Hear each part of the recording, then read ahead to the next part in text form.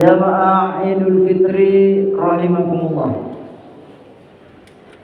Setelah kita berpuasa sebulan penuh, tibalah kita pada hari ini di hari kemenangan, di hari suci lahir dan batin. Bulan Ramadan ibaratnya sebuah madrasah. Tentu setelah selesai kita menunaikan ibadah puasa, menunaikan zakat fitrah, dan memperbanyak ibadah-ibadah sunnah di bulan Ramadan, tentu kita ingin meningkatkan prestasi kita sebagai orang yang bertakwa. Syekh Samsuddin At-Tabrizi menyampaikan, "In kunta tabhasu 'anil 'idi fasna'hu anta bil hubbi wal ghufrani wal imtinan." Jikalau engkau mencari hari raya, jika engkau menginginkan hari kemenangan, maka bangunlah, buatlah hari kemenangan atau hari raya itu dengan menanamkan kecintaan dalam dirimu. Tanamkan maaf dalam dirimu dan tanamkan rasa syukur dalam dirimu. Hari raya, hari kemenangan, kebahagiaan itu kita tanamkan dalam diri kita dengan semakin besar cintamu kepada Allah, semakin besar cintamu kepada Rasulullah, dan semakin besar cintamu kepada sesama mukmin, maka semakin besarlah rasa bahagiamu. Semakin besar rasa maklum, rasa maaf pada sesama, semakin besar rasa syukur dalam dirimu, maka semakin meningkatlah rasa bahagiamu. Oleh karena itu, insyaallah dalam khutbah Idul Fitri kali ini yang ingin saya jelaskan yaitu tentang orang mukmin adalah cermin mukmin yang lainnya. Syekh Jalaluddin Rumi dalam kitab Fihi Ma Fihi menjelaskan hadis Rasulullah SAW yang menyatakan al-mu'minu mir'atul mu'min, al-mu'minu akhul mu'min, yakuffu an irdahu, yakuffu an dai'atahu. Orang mukmin adalah cermin mukmin yang lain. Orang mukmin adalah saudara mukmin yang lain. Dia mencegah kerugian dan kesulitan saudaranya. Sufi sejati seperti sebuah cermin. Di dalamnya kamu bisa melihat gambaranmu sendiri. Jauhkanlah aib itu dari dirimu, karena sesuatu yang menyakitkan dalam diri mereka juga akan menyakiti dirimu. Kemudian Syekh Jalaluddin Rumi memberi perumpamaan. Seekor gajah dibimbing menuju sumber mata air untuk minum. Ketika gajah itu melihat bayangan dirinya di dalam permukaan air, ia berlari menjauh. Gajah itu mengira ada gajah yang lain yang datang ke sumber air itu. Padahal sesungguhnya ia hanya menghindari bayangan dirinya sendiri. Sifat buruk seperti kezaliman, kebencian, kecemburuan, ketamakan, keras hati, dan sombong ada dalam dirimu. Kamu tidak merasa sakit karenanya. Tetapi kalau sifat-sifat tersebut engkau melihatnya pada diri orang lain, engkau merasa sakit karenanya. Perumpamaannya, seseorang tidak akan merasa terganggu ketika tangannya terkena bisul atau terkena kudis. Dia memasukkan tangannya yang bernanah dari kudis di dalam sup dan dia menjilat jarinya tanpa merasa jijik sedikit pun. Tetapi kalau dia melihat bekas kudis atau bekas bisul di tangan orang lain, tentu dia akan menghindari makanan itu karena dia merasa jijik. Sifat buruk itu seperti bisul atau kudis. Pada saat sifat-sifat itu ada pada dirinya, ia merasa tidak terganggu. Namun ketika ia melihat pada diri orang lain, ia akan menjauhinya. Seandainya engkau menjauhi saudaramu, lantas bagaimana jika nanti justru saudaramu yang menjauhimu? Kita tidak suka orang yang bersifat sombong, arogan, pendengki, pendendam. Tetapi bagaimana kalau orang melihat sifat itu ada pada diri kita? Jamaah sekalian rahimakumullah. Allahu Akbar, Allahu Akbar, Allahu Akbar, walillahil hamd. Perumpamaan berikutnya. Ada seorang raja yang sedang bersedih hati. Dia duduk di tepi sungai. Para petinggi kerajaan menjadi sangat takut kepadanya. Belum ada seorang pun yang mengetahui alasan kesedihan sang raja itu. Sang raja memiliki seorang penghibur, seorang pelawak yang sangat disayanginya. Para petinggi kerajaan mengatakan kepada penghibur itu, jikalau engkau bisa membuat raja tersenyum, dan kita tahu kenapa dia murung, maka kami akan memberikan hadiah yang banyak kepadamu. Sang pelawak ini datang dengan berbagai macam cara. Dengan wajahnya yang lucu, dia mendekati sang raja, tapi raja tidak bergeming dari tempat duduknya. Dia terus menatap ke dalam sungai dengan tatapan yang dalam. Kemudian sang penghibur ini berkata kepada sang raja, "Apa yang Anda lihat di dalam air sungai?" Penghibur itu bertanya kepada raja, "Aku melihat mucikari. Aku melihat seorang mucikari." Jawab sang raja, "Wahai raja dunia, hamba ini juga tak buta," kata sang penghibur. "Aku melihat apa yang engkau lihat." Jemaah yang sama dimuliakan oleh Allah. Begitulah halnya denganmu.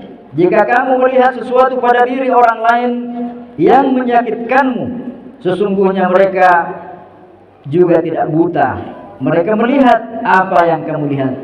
Al-mu'minu mir'atul mu'min. Orang mukmin adalah cermin mukmin yang lainnya. Beliau tidak bersabda bahwa orang kafir cermin orang mukmin. Kenapa orang kafir tidak bisa menjadi cermin bagi orang mukmin? Hanya orang mukmin menjadi cermin orang mukmin. Karena orang kafir tidak memiliki karakter itu. Orang kafir hanya melihat dirinya di dalam cermin. Dia tidak melihat saudaranya di dalam cermin itu. Suatu ketika Nabi Yusuf kedatangan sahabat sejatinya. Nabi Yusuf berkata kepada sahabatnya bahwa agar dia dibawakan hadiah sekembalinya nanti dari perjalanan. Kawannya yang penyayang itu setelah kembali dari perjalanan, dia berkata, "Wahai Yusuf, aku tidak mungkin memberikan kepadamu emas karena engkau memiliki tambang emas. Aku tidak mungkin memberikan kepadamu cahaya karena engkau pemilik cahaya. Wahai Yusuf, aku hanya memberikan hadiah sebuah cermin." Kenapa aku memberi hadiah sebuah cermin kepadamu? Karena ketika engkau melihat ke dalam cermin, engkau akan melihat dirimu dan engkau akan teringat kepadaku.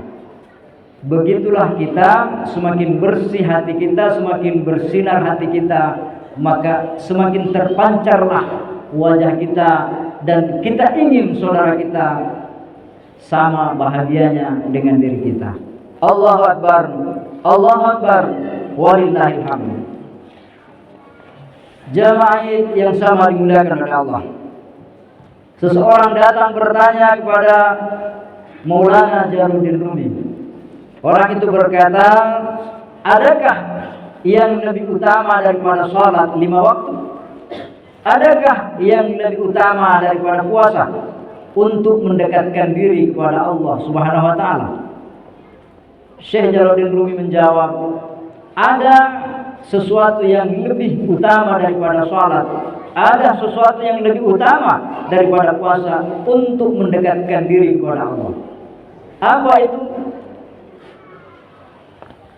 Yang bisa mendekatkan dirimu lebih daripada sholat adalah sholat itu sendiri, tapi bukan sholat yang ada takbirnya, ada salamnya.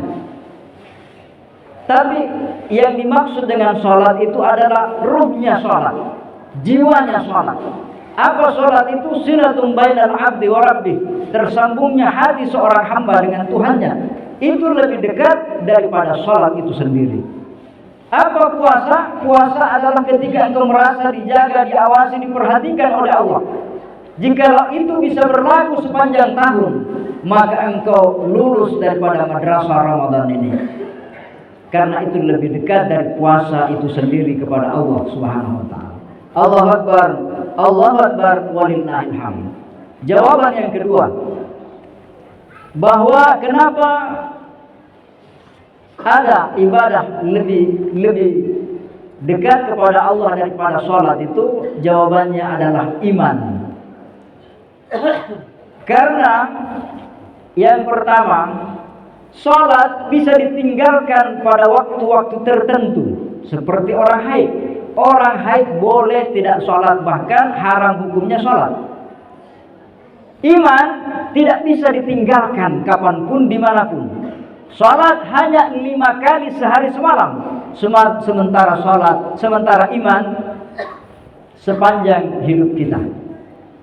Sholat bisa ditunda, artinya dikasar, dijamak karena ada uzur, misalnya dalam musafir.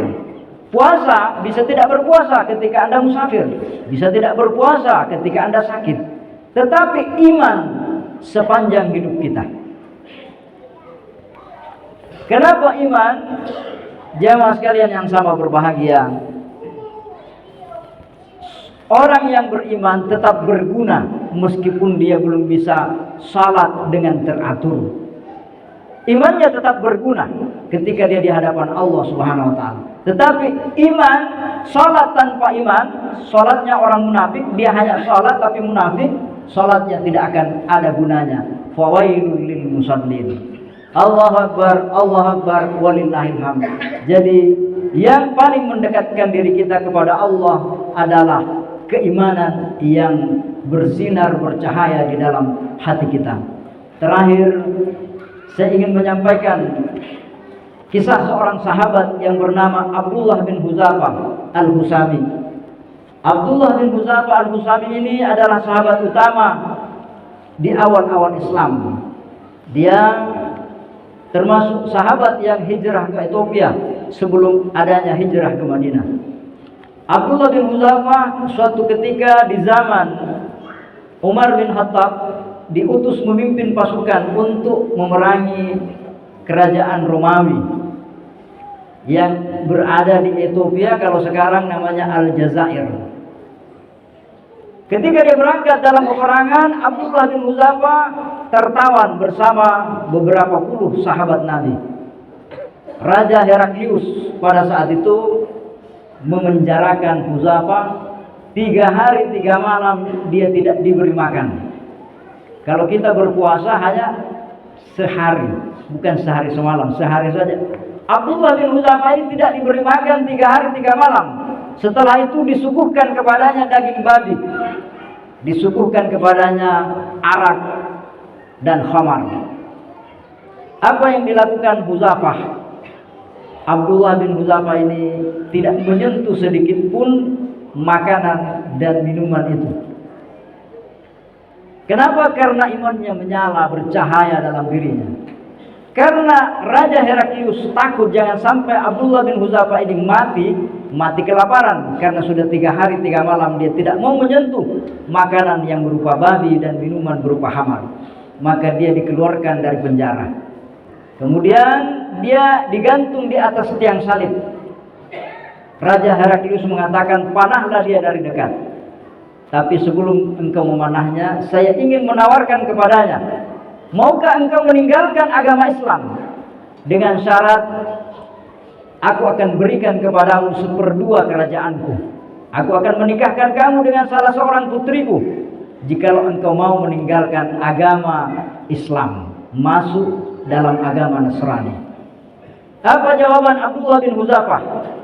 Dia berkata, meskipun engkau memberikan semua kerajaanmu dan seluruh kerajaan-kerajaan Arab engkau berikan kepadaku, aku tidak akan meninggalkan agamaku sekejap mata pun. Allahu Akbar walillahil hamd. Kemudian Huzafah diturunkan dari tiang salib itu. Kemudian Raja Heraklius memanggil penjaganya, pengawalnya, datangkan 2 orang muslim dan nyalakan api di atas tungku, letakkan belanga yang besar, rebus dia sampai mati. Ketika melihat 2 orang sahabat Abdullah bin Huzafah mati digoreng dalam penggorengan, Abdullah bin Huzafah meneteskan air mata, dia menangis. Maka penjaga melapor kepada Heraklius bahwa Abdullah bin Huzafah menangis, mungkin dia menyesali tawaran Tuan Raja. Maka dihadapkanlah Abdullah bin Huzafah di hadapan Tuan Raja. Kenapa engkau menangis? Apakah engkau sudah menerima tawaranku? Apa jawaban Abdullah bin Huzafah? Aku menangis karena aku hanya memiliki 1 nyawa. Andai aku punya nyawa sebanyak helai rambutku, setiap aku mati dan bangun kembali, aku ingin mati kembali dengan iman yang sama. Raja Heraklius sangat takjub betapa kuatnya imannya, betapa tinggi keyakinannya kepada Allah Subhanahu wa taala.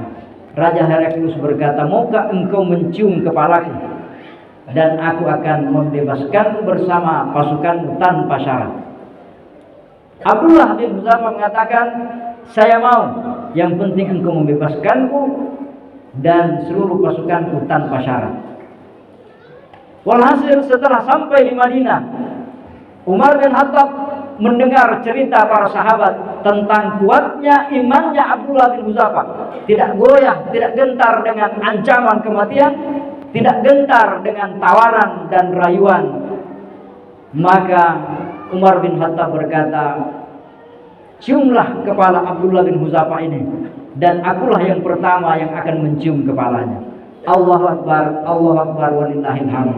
Mudah-mudahan keimanan kita semakin bertambah, iman kita semakin menyala, sehingga kita bisa menjalani 11 bulan ke depan semakin mendekatkan diri kita kepada Allah Subhanahu wa taala. Barakallahu li wa lakum fil Qur'an azim wa nafa'ani wa iyyakum bima fihi minal ayati wa dzikril hakim. Aqulu qawli hadza wa astaghfiru innahu huwal ghafurur rahim.